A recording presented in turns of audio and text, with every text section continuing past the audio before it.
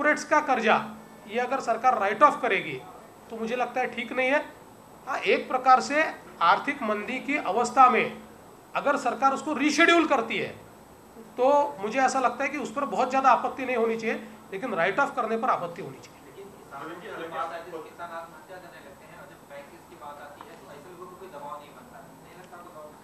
निश्चित रूप से वही मैंने कहा है। जी, हालांकि आपने खुद कहा कि जिस तरह से मुंबई पुलिस कमिश्नर का जो पोस्ट है राजनीति से प्रेरित है, उस पोस्ट को लेकर हालांकि वो रिटायर भी हो चुके हैं, एक्सटेंशन मिल रहा है, तो अपनी रैली को लेकर आप कितने सुरक्षित हैं, कितने सुनिश्चित हैं कि इस तरह से माहौल में आप अपनी रैली को करते हैं? मैं ऐसा मानता हूँ कि दो बिल्कुल अलग चीज़ें हैं। मुंबई सीपी का जो अपॉइंटमेंट है, इस अपॉइंटमेंट को बहुत दिनों तक पर है, क्योंकि आपके पास आदमी ने ऐसा नहीं है मेरा आदमी वहां आना चाहिए और मेरी सत्ता चलनी चाहिए, ये होड़ मुख्यमंत्री में, और इसके चलते आज ये अवस्था है। बूथ सम्मेलन भी होगा और आम जनता भी आमंत्रित होगी। ऐसी महाराष्ट्र के इतिहास में न भूतो न भविष्यति इस प्रकार की रैली का आयोजन भारतीय जनता पार्टी ने किया है। उनके साथ में माननीय राजनाथ सिंह जी, माननीय नितिन गडकरी जी, माननीय गोपीनाथ मुंडे। उस घटना से आप कुछ सीखते हुए मोदी जी की सुरक्षा को लेकर मुंबई पुलिस पर सारा जिम्मा छोड़ेंगे या फिर आपके तरफ से भी स्पेशल होगा? भारतीय जनता पार्टी मुंबई पुलिस के साथ क्लोजली कोऑर्डिनेट करेगी और इस इवेंट को पूरे तरीके से सुरक्षा की दृष्टि से वो ठीक ढंग से हो इसका प्रयास करेंगी। इसके बारे में हम लगातार पुलिस के साथ मीटिंग्स करेंगे और जो इंस्ट्रक्शन उनकी तरफ से आएंगे उसको हम फॉलो भी करेंगे। प्राइवेट सिक्योरिटी को लेकर कुछ कर रहे हैं इसमें आप? प्राइवेट सिक्योरिटी की जहां आवश्यकता है वहां करेंगे, लेकिन इस प्रकार की रैली की जो सिक्योरिटी होती है वो स्पेशलाइज्ड टाइप की होती है, जिसमें पुलिस जो इनपुट्स देती है उसके आधार पर ही सुरक्षा करनी पड़ती है।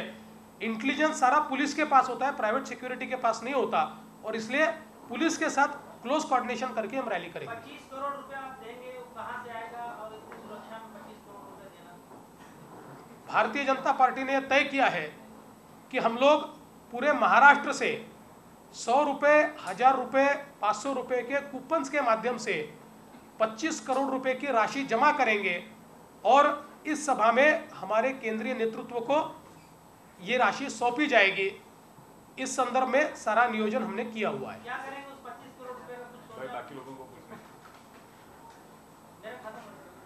भारतीय जनता पार्टी की ये परंपरा रही है कि हम चुनाव जिस समय लड़ते हैं आम लोगों से पैसा जमा करते हैं, और ये पहली बार नहीं हो रहा। इससे पहले अटल जी, अडवाणी जी, मुंडे जी, गडकरी जी, सभी को हमने इस प्रकार से थैली जमा करके दी है।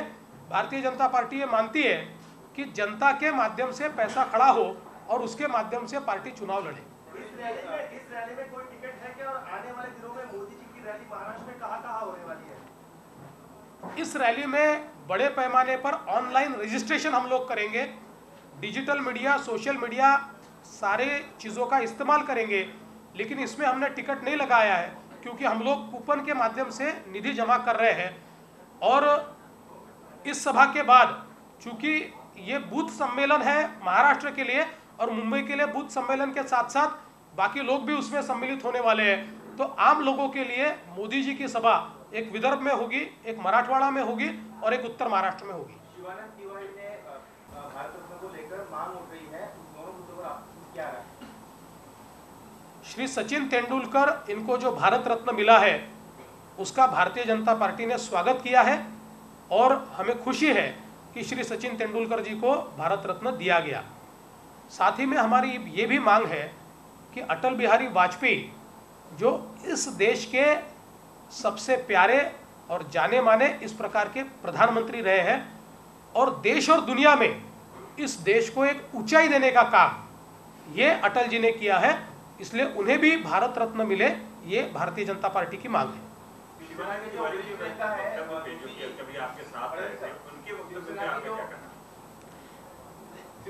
वरिष्ठ नेता जोशी जी, उन्होंने कहा है कि बाला साहब की इच्छा है और उनको शिवसेना को पूरा करना चाहिए, अकेले के दम पर चुनाव जीतना चाहिए, लड़ना चाहिए। बीजेपी इतने सालों से, वर्षों से उनकी पार्टनर रही है, किस तरह से देखती है बीजेपी? मनोहर जोशी जी ने क्या कहा ये मैंने सुना नहीं है और हमारी बातचीत उद्धव जी से चल रही है। जो जी शिवानंद तिवारी जी जो आपके सहयोगी भी रह चुके हैं आपके, उनके वक्तव्य पे क्या बयान है आपका? जिस तरह से उन्होंने कहा कि सचिन तेंदुलकर भारत रत्न नहीं देना चाहिए क्योंकि वो करोड़पति हैं, उनके वक्तव्य पे आपका क्या कहना है? हालांकि आपने अपना पक्ष रखा जरूर कि अटल जी को भी मिलना चाहिए। मैं ऐसा मानता हूं कि श्री सचिन तेंदुलकर इन्होंने देश और दुनिया में भारत का नाम ऊंचा किया है। और सचिन तेंदुलकर इन्होंने केवल खिलाड़ी के रूप में नए नए रिकॉर्ड सेट नहीं किए, तो उन्होंने खेल के एथिक्स, खेल की मोरालिटी, ये सारी चीज़ों के नए रिकॉर्ड सेट किए हैं। और पूरे 24 साल के करियर में बेदाग उनका सारा करियर रहा है। तो एक खिलाड़ी ने किस प्रकार से कंडक्ट करना चाहिए, इसका भी एक स्टैंडर्ड उन्होंने सेट किया है। व्यक्ति के रूप में, खिलाड़ी के रूप में, सारे रूप में सचिन तेंदुलकर एक महान है। और इसलिए हमें ऐसा लगता है उनके भारत रत्न पर कोई विवाद नहीं होना चाहिए। आप किसी और को भारत रत्न दो, ये मांग कर सकते हैं, उसमें कोई दो राय नहीं है, लेकिन सचिन तेंदुलकर को क्यों दिया, ये प्रश्न पूछना मुझे उचित नहीं लगता। एक अलग सवाल है कि इस तरह से देखा गया किसानों में जो कर्ज था उसे लेकर सरकार गंभीर होती है, वसूली की बात करती है, लेकिन वहीं में काफला मिल गया है जिसके तहत बहुत सारे कॉर्पोरेट सेक्टर जो अपना दिवाला बता के अब तक पैसे नहीं देते, उसमें किसी तरह की चर्चा नहीं थी, उस पर क्या? निश्चित रूप से तकरीबन 1 लाख करोड़ का कॉरपोरेट्स का जो कर्जा है उसको सरकार ने राइट ऑफ किया है। हम ये पूछना चाहते हैं कि ये राइट ऑफ करते समय सरकार के सामने ऐसे कौन से हालात थे और ऐसे कौन से डॉक्युमेंट्स थे कि जिसके भरोसे उन्होंने इसको राइट ऑफ किया है। ते जर खरंच असं बोलले असतील तर माझं मत असं आहे की त्यांनी जरा थोडंसं उपचार घेतला पाहिजे।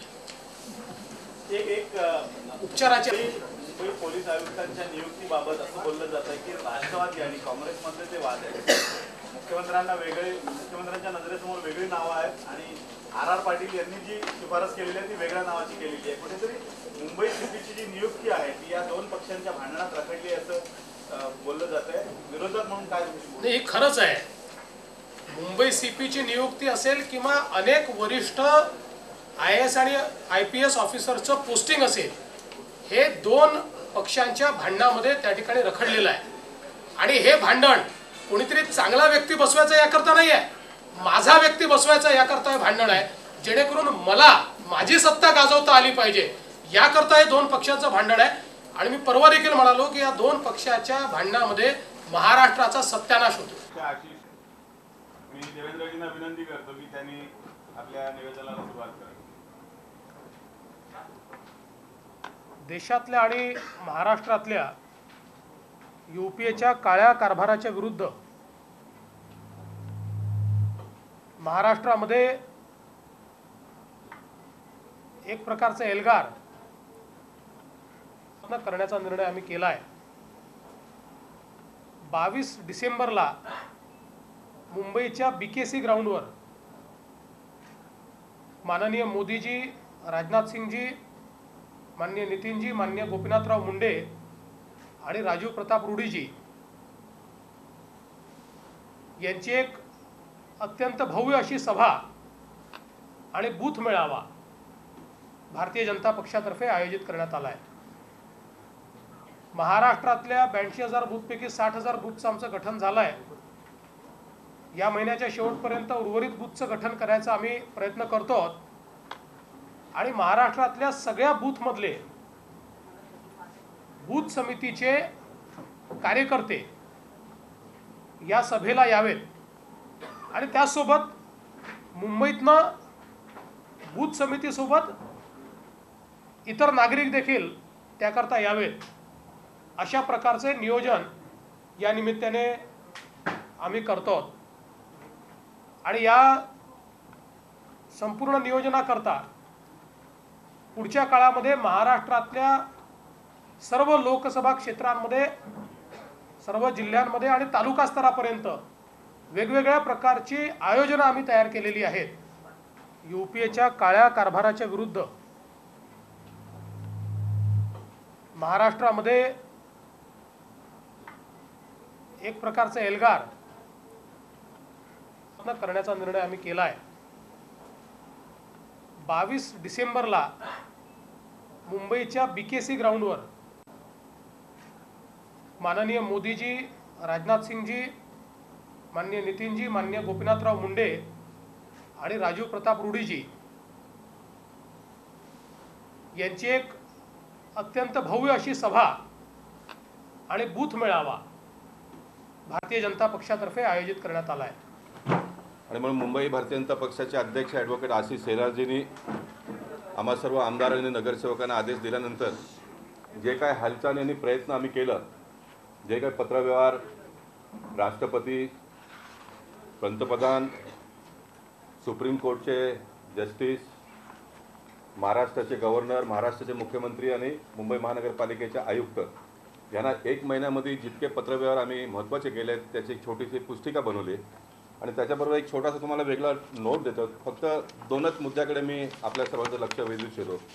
भारतीय जनता पक्षाची भूमिका पहिल्या दिवसापासून FSI व्हायलेशन केसला पाठिंबा ऑर्डिनन्स काढूनही सर्व मुंबई किंवा महाराष्ट्राचा घोळ निर्माण करावा अशी आमची अजिबात धारणा नाही आहे.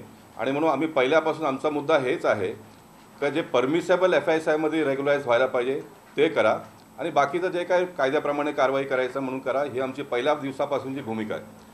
खूप तपशीलमध्ये न जाता मी तुम्हाला पान क्रमांक 3 जर आपण लोकांनी पाहिलं तर सुप्रीम कोर्टने 29/4/2013ला ज्यावेळी सुनावणी सुरू होती त्यावेळी कॅम्पाकोलाच्या वकिलांनी काउन्सिलने एक विनंती केली बा आम्ही हा पिटिशन मागे घेतो आणि कॉर्पोरेशनमध्ये पुन्हा जाऊन जे परमिसेबल FSIमध्ये बसते ते आम्ही रेग्युलाइज करून घेतो आणि सुप्रीम कोर्टने त्याला मान्यता दिली.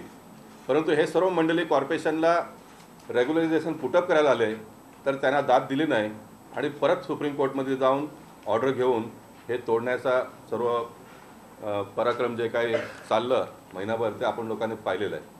आणि भारतीय जनता पक्षाने खूप स्पष्टपणे त्यावेळी आत्तावेळी भूमिका मांडली आहे का बा जे परमिसेबल FSIमध्ये बसते ते रेग्युलाइज करायला पाहिजे.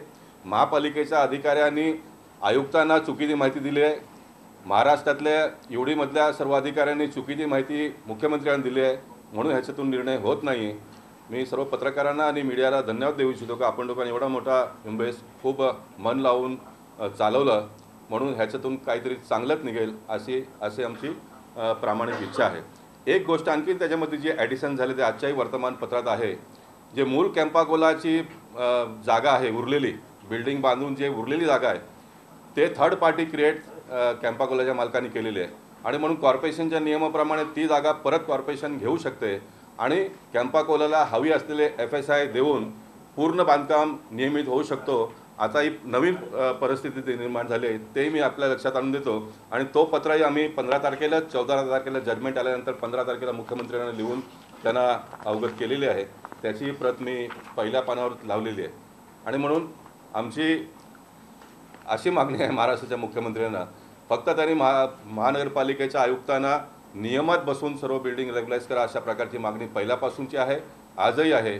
आणि उद्या आपण बघू सुप्रीम कोर्टामध्ये जो पुढचा आदेश निर्देश येईल त्याप्रमाणे कॅम्पाकोलामधल्या मागणी आहे. एक छोट्याशा गोष्टीचा खुलासा करतो. काही मंडळी विचार करतात गोपाल शेट्टी बोरिवलीला राहतात आणि कॅम्पाकोलाशी काय घेणं देणं आहे. आपल्याला सर्वांना माहिती आहे मी मुंबई भारतीय जनता पक्षाचा अध्यक्ष म्हणून मी काम केलं आहे आणि म्हणून एक आमदार म्हणून काम करत असताना मी फक्त बोरिवलीसाठीच बांधणी करून कायद्याने किंवा माझ्या पक्षाने दिलेलं नाही आहे. संपूर्ण महाराष्ट्रात आमदार म्हणून मी काम करू शकतो. आपण सर्वांना हे चांगल्यापणे माहिती आहे की मी फक्त नगरसेवक असताना चुनाभट्टीला किरण टाकल्याचं प्रकरण आपण लोकांनी कसं गाजवलं ते जुन्या पत्रकारांना माहिती आहे. फक्त 400 फुटाचं घर एका भूमिपुत्राचा तोडलं म्हणून कॉर्पोरेशन ॲडजॉर्न करायला लावलं, स्टँडिंग कमिटी ॲडजॉर्न करायला लावलं आणि महापालिकेला नवीन नियम बनवून किरण टाकलेला परमिशन दिलं आणि चीफ इंजिनियर त्यांच्या घरी जाऊन चहा पाजून आणण्याचं काम गोपाल शेट्टीने त्यावेळी नगरसेवक असताना केलं. आज मला पक्षाने खूप मोठा केलेला आहे आणि आपण सर्वांना माहिती आहे. आणि म्हणून हे फक्त मुंबईमध्ये कायद्याचा कुठेतरी उल्लंघन होतोय म्हणून ही लढा आहे. एक शेवटचा एकच लाईनचं सांगतो. सर्व बुद्धिमान लोक म्हणतात बाबा सुप्रीम कोर्टचा कंटेम्प्ट ऑफ कोर्ट होईल, सुप्रीम कोर्टचा आदेशाचा अवमान होईल म्हणून. मी जेवढा मला कायद्याचं ज्ञान आहे सुप्रीम कोर्टचा कंटेम्प्ट ऑफ कोर्ट झाला तर एका आदेशाचा होऊ शकतो, परंतु कंटेम्प्ट ऑफ लॉ झालं तर मग त्याच्यामध्ये फार मोठी अडचण निर्माण होऊ शकते. म्हणून सध्या जे काही चाललेलं आहे ते कंटेम्प्ट ऑफ लॉ होतोय असं माझं स्वतःचं मत आहे. 15 तारखेला 14 तारखेला जजमेंट आल्यानंतर 15 तारखेला मुख्यमंत्र्यांना लिहून त्यांना अवगत केलेली आहे. त्याची प्रत मी पहिल्या पानावर लावलेली आहे. आणि म्हणून आमची अशी मागणी आहे महाराष्ट्राच्या मुख्यमंत्र्यांना, फक्त त्यांनी महानगरपालिकेच्या आयुक्तांना नियमात बसून सर्व बिल्डिंग रेग्युलाइज करा, अशा प्रकारची मागणी पहिल्यापासूनची आहे, आजही आहे. आणि उद्या आपण बघू सुप्रीम कोर्टामध्ये जो पुढचा आदेश निर्देश येईल त्याप्रमाणे कॅम्पाकोला मधल्या लोकांना न्याय मिळेल अशी आमची एक रास्त मागणी आहे. एक छोट्याशा गोष्टीचा खुलासा करतो. काही मंडळी विचार करतात गोपाल शेट्टी बोरलीला राहतात आणि कॅम्पाकोलाशी काय घेणं देणं आहे. आपल्याला सर्वांना माहिती आहे मी मुंबई भारतीय जनता पक्षाचा अध्यक्ष म्हणून मी काम केलं आहे आणि म्हणून एक आमदार म्हणून काम करत असताना मी फक्त बोरिवलीसाठीच बांधणी करून कायद्याने किंवा माझ्या पक्षाने दिलेलं नाही. संपूर्ण महाराष्ट्रात आमदार म्हणून मी काम करू शकतो. आपण सर्वांना हे चांगल्यापणे माहिती आहे की मी फक्त नगरसेवक असताना चुनाभट्टीला किरण टाकल्याचं प्रकरण आपण लोकांनी कसं गाजवलं ते जुन्या पत्रकारांना माहिती आहे. फक्त 400 फुटाचं घर एका भूमिपुत्राचा तोडलं म्हणून कॉर्पोरेशन ॲडजॉर्न करायला लावलं, स्टँडिंग कमिटी ॲडजॉर्न करायला लावलं आणि महापालिकेला नवीन नियम बनवून किरण टाकलेला परमिशन दिलं आणि चीफ इंजिनियर त्यांच्या घरी जाऊन चहा पाजून आणण्याचं काम गोपाल शेट्टीने त्यावेळी नगरसेवक असताना केलं. आज मला पक्षाने खूप मोठा केलेला आहे आणि आपण सर्वांना माहिती आहे. आणि म्हणून हे फक्त मुंबईमध्ये कायद्याचा कुठेतरी उल्लंघन होतोय म्हणून ही लढा आहे. एक शेवटचा एकच लाईनचा सांगतो. सर्व बुद्धिमान लोक म्हणतात बाबा सुप्रीम कोर्टचा कंटेम्प्ट ऑफ कोर्ट होईल, सुप्रीम कोर्टचा आदेशाचा अवमान होईल म्हणून. मी जेवढा मला कायद्याचं ज्ञान आहे, सुप्रीम कोर्टचा कंटेम्प्ट ऑफ कोर्ट झाला तर एका आदेशाचा होऊ शकतो, परंतु कंटेम्प्ट ऑफ लॉ झालं तर मग त्याच्यामध्ये फार मोठी अडचण निर्माण होऊ शकते. म्हणून सध्या जे काही चाललेलं आहे ते कंटेम्प्ट ऑफ लॉ होतोय असा माझा स्वतःचा मत आहे. तर माझं मत असं आहे की त्यांनी जरा थोडंसं उपचार घेतला पाहिजे. उपचाराची आवश्यकता आहे त्यांना. पोलीस आयुक्तांच्या नियुक्तीबाबत बोललं जातं की राष्ट्रवादी आणि काँग्रेसमधले जे वाद आहेत मुख्यमंत्र्यांना मुख्यमंत्र्यांच्या नजरेसमोर वेगळी नावं आहेत आणि आर पाटील यांनी जी शिफारस केलेली आहे ती वेगळ्या नावाची केलेली आहे. कुठेतरी मुंबई सिटीची जी नियुक्ती आहे ती या दोन पक्षांच्या भांडणात रखडली असं बोललं जात आहे. विरोधक म्हणून काय नाही, हे खरंच आहे. मुंबई सीपीची नियुक्ती असेल किंवा अनेक वरिष्ठ IAS आणि IPS ऑफिसरचं पोस्टिंग असेल, हे दोन पक्षांच्या भांडणामध्ये त्या ठिकाणी रखडलेलं आहे. आणि हे भांडण कोणीतरी चांगला व्यक्ती बसवायचं याकरता नाही आहे, माझा व्यक्ती बसवायचा याकरता हे भांडण आहे, जेणेकरून मला माझी सत्ता गाजवता आली पाहिजे याकरता हे दोन पक्षांचं भांडण आहे. आणि मी परवा देखील म्हणालो की या दोन पक्षाच्या भांडणामध्ये महाराष्ट्राचा सत्यानाश होतो.